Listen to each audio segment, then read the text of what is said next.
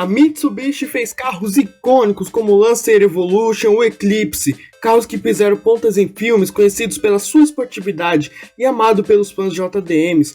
Mas o que aconteceu? O que fez a Mitsubishi acabar com o Evolution e o Eclipse? Vamos entender hoje porque a Mitsubishi simplesmente começou a ignorar os fãs de todo o mundo.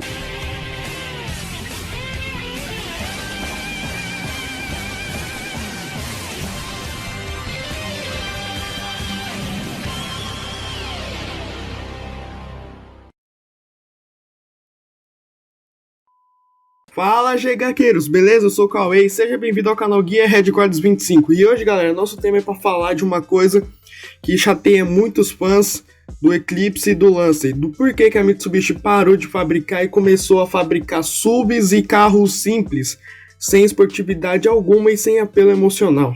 Uma coisa que todo mundo precisa entender é, a Mitsubishi não é somente uma empresa de carros, existem várias divisões delas. A Mitsubishi Motors começou a fabricar seus carros em 1918, quando foi produzido o primeiro Model A no Japão. 50 anos depois, o desejo da montadora japonesa era entrar no mercado norte-americano, mas eles não conseguiriam fazer esse feito sozinho, então a Chrysler os ajudou a adentrar no mercado norte-americano. Então os carros começaram a ser importados e o primeiro deles foi o Galant. E feito isso, ele passou a se chamar no mercado norte-americano de Dodge Coach. Isto significa que o carro estava sendo importado cativamente, um processo comum onde o mesmo modelo de carro, quando é importado, recebe um modelo diferente. Na época, a Mitsubishi era quase nada no mercado estadunidense, mas ela teve uma sacada genial. Ela começou a então investir no esporte a motor.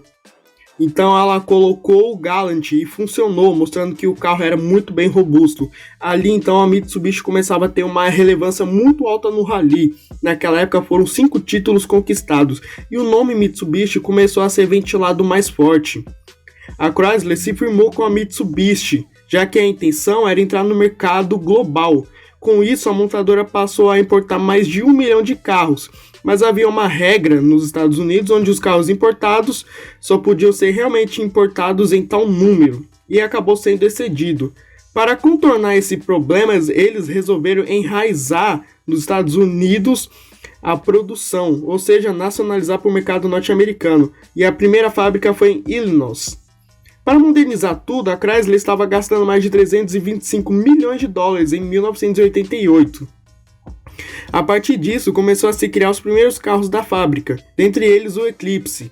O Eclipse ele foi desenvolvido inteiramente à mão pela Mitsubishi, inteiramente também, enquanto a Chrysler cuidava de seus outros modelos. Mas uma coisa que era interessante era o seu motor, que era usado no Lancer para rallies no Japão. E a sua motorização era turbo, fazendo o Eclipse chegar a 180 cavalos. O carro foi inteiramente fabricado à mão, como eu disse, tendo um ótimo desempenho para a época. Já o Evo, alguns anos depois, acabou sendo deixado de lado pelos americanos e vendendo muito pouco em relação à segunda geração do Eclipse. Simplesmente o público-alvo para o Evo não correspondia, mas o buraco ainda era maior, simplesmente muito grande. A Mitsubishi não conseguia se consolidar. Para se ter uma base, em 2002 a Mitsubishi emplacou 346 mil carros e 7 anos depois apenas 50 mil unidades foram vendidas, o que é péssimo para a montadora. Em 2000 a Daimler, a empresa mãe da Mercedes, fez uma fusão com a Chrysler. Com isso, a Daimler, fundida com a Chrysler, comprou 34% das ações da Mitsubishi. Mas havia algo pior acontecendo, e antes desse pior, a Chrysler queria ser uma marca bem forte no mercado global, como eu já falei.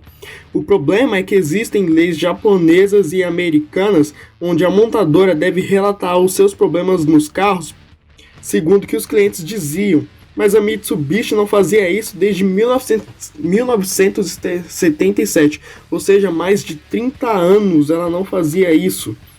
Ou seja, o resultado foi que mais de 600 mil veículos foram convocados para um recal. Após isso, em 2000, o prejuízo causado foi mais de 60 milhões de dólares. A maioria dos afetados estavam no Japão, a terra do sol nascente, e enquanto na terra do tio Sam, os modelos norte-americanos foram afetados em 50 mil modelos.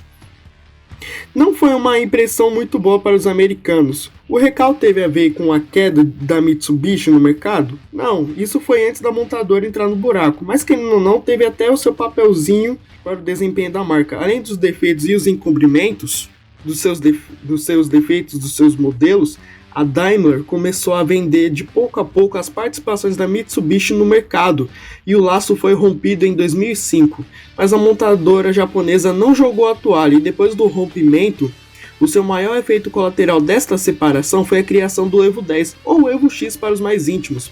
A geração 10 foi lançada em 2007 e havia o motor Mivec Turbo 4B11T. Muitas pessoas se questionaram sobre o bloco do motor que era de alumínio e não de ferro, sobre ele não ser tão forte. O motivo dessa troca era que a Mitsubishi precisava atender às regras sobre emissões de carbono, mas muitos enxergaram esta mudança como perda de essência da marca. Mas ele correspondeu bem e em meio a tudo isso a Mitsubishi decidiu dar fim à Rally Art em 2010, a sua divisão de performance. E com isso dava a entender que era o fim dos esportivos. Dentre todos estes fatos, a Mitsubishi estava perdendo vendas, 345 mil unidades para apenas 50 mil unidades, ou seja, do sucesso para o buraco.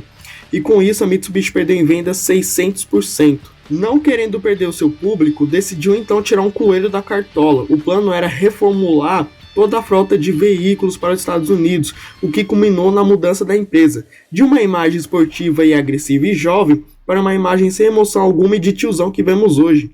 A Mitsubishi queria trazer seus carros globais, reformular a frota. Dentre eles, Galaxy e Eclipse estavam fora de seus planos. O Eclipse em 2011 vendeu apenas 7.500 unidades, chegando ao fim em 2012.